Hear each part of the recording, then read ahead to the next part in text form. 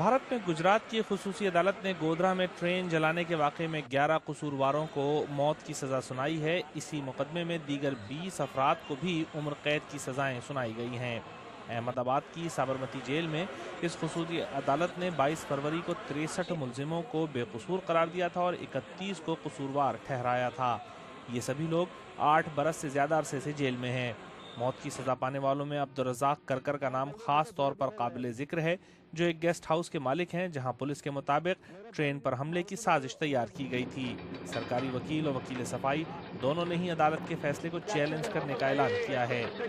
वकील सफाई का कहना है कि अदालत ने जिन गवाहों के बयानात की बुनियाद पर यह फैसला सुनाया है, वो बयानात वारदात के बहुत बाद रिकॉर्ड किए गए थे और ये कि इन बयानात में भी तजादात हैं।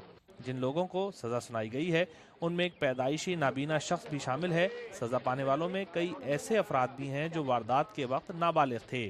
फरवरी सन 2002 में गोधरा में ट्रेन जलाए जाने के इस वाक़े में 59 लोग हलाक हुए थे। ये ट्रेन हिंदू यात्रियों को लेकर उत्तर प्रदेश के शहर अयोध्या से वापस आ रही थी, जहां सख्तगीर हिंदू तंजीमें बाबरी मस्जिद की जगह अपने देवता राम की जन्मभूमि बना रहे हैं।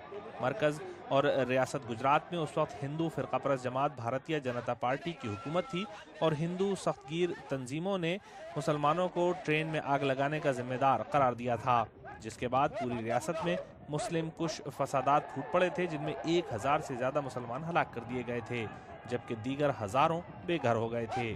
सितंबर सन 2004 में उस वक्त के रेलवे के वजीर लालू प्रसाद यादव के मुकर्रर किए हुए जस्टिस बैनर्जी कमीशन ने इस वाक़े में जानबूझकर आग लगाए जाने के इल्ज़ाम को रद्द कर दिया था और फसादात में रियासती इंतज़ामिया बिलखुसूस वज़ीर आला नरेंद्र मोदी के किरदार पर सख्त तनकीद करते हुए उन्हें मुसलमानों की हलाकतों का जिम्मेदार भी करार दिया था।